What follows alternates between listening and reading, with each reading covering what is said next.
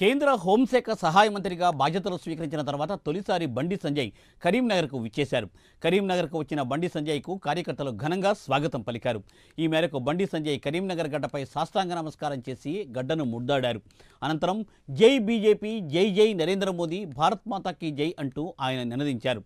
తర్వాత భారీ ర్యాలీగా మహాశక్తి ఆలయానికి చేరుకుని అమ్మవారి దర్శనం చేసుకున్నారు బండి సంజయ్.